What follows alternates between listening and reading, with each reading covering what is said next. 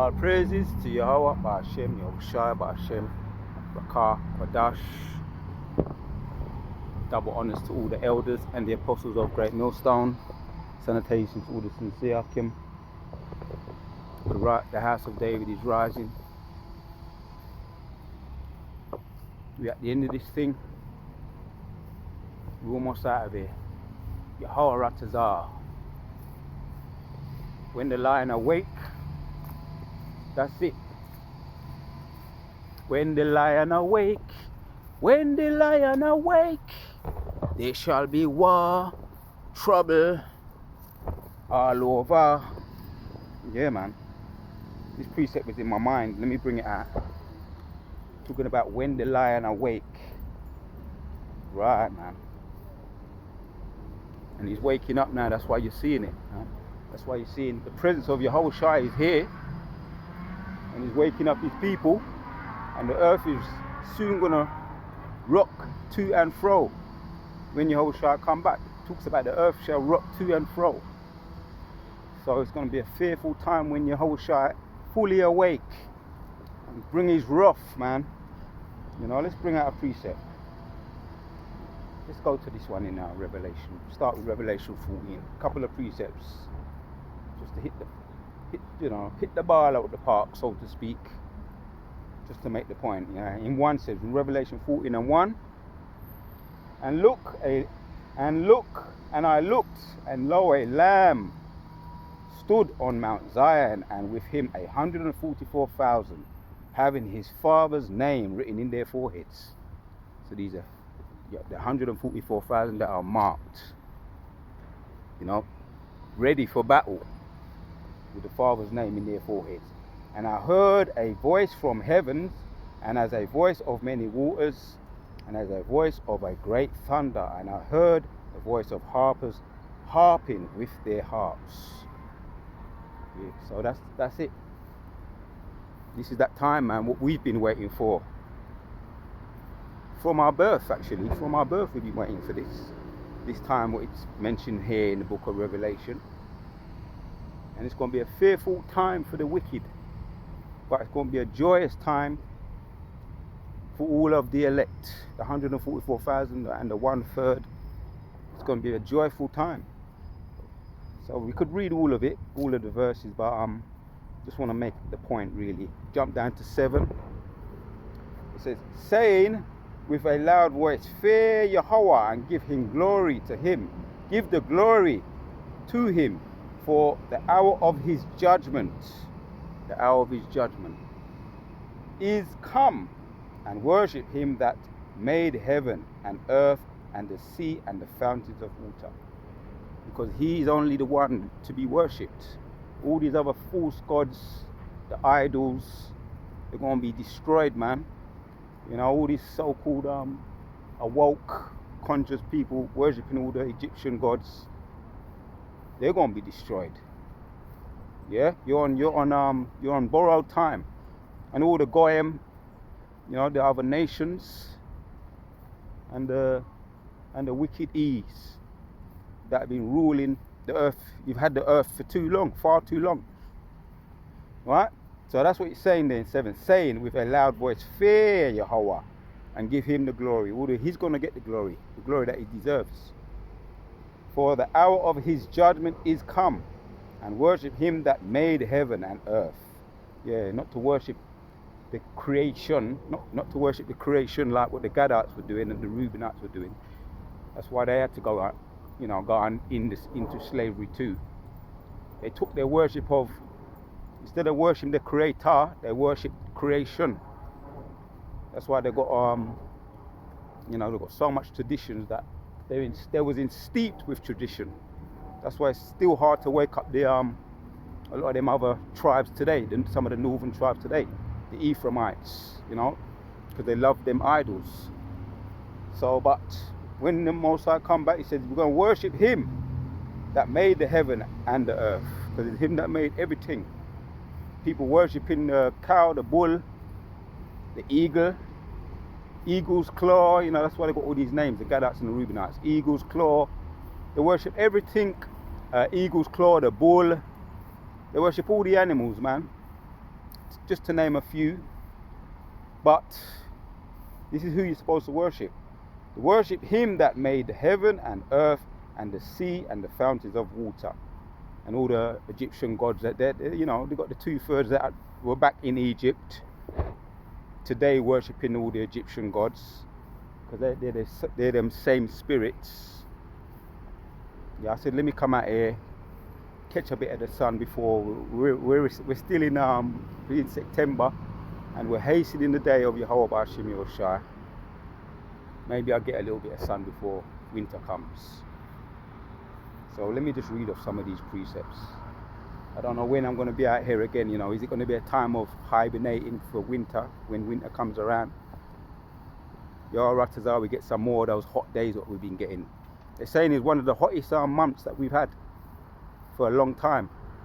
Yeah, so just making use of it. Come out here and read some precepts, man. Right, man. So with a loud voice, fear Yahweh and give him the glory. For the hour of his judgment is come, and worship him that made heaven and earth and the sea and the fountains of water. So don't lose that fear. Key word, fear. Fear fear Yahweh Shai, the power. Let me bring out this one in Revelation 5. Revelation 5 and start from 4. It says, and I wept much because no man was found worthy to open and to read the book, neither to look therein. And one of the elders saith unto me, weep not, behold, the Lion of the tribe of Judah and the root of David hath prevailed. So this is already done. We've already won.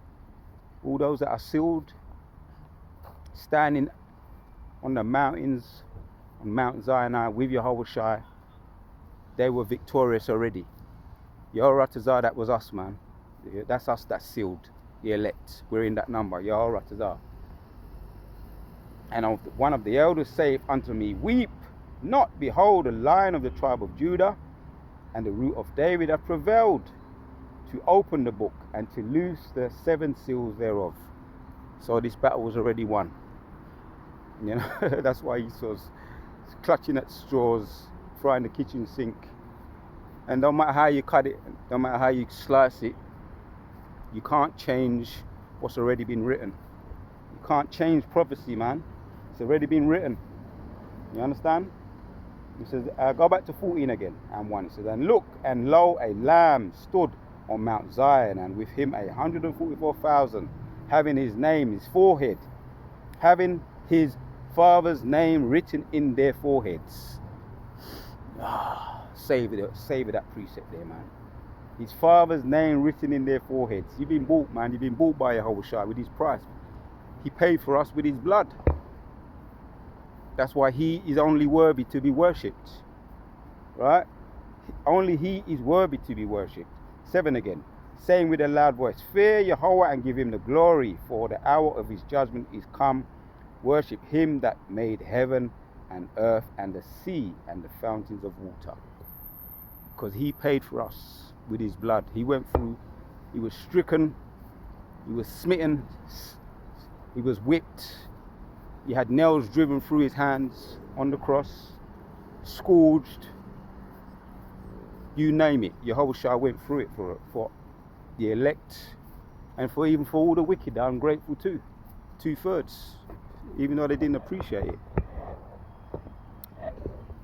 So that's why we fear the Most High and we give him that glory, man. He's deserving, and only he is deserving. And he's angry. He's angry, man. Let's bring out another precept. This might be just a quick video. Right, let's bring out this one. Jeremiah 25.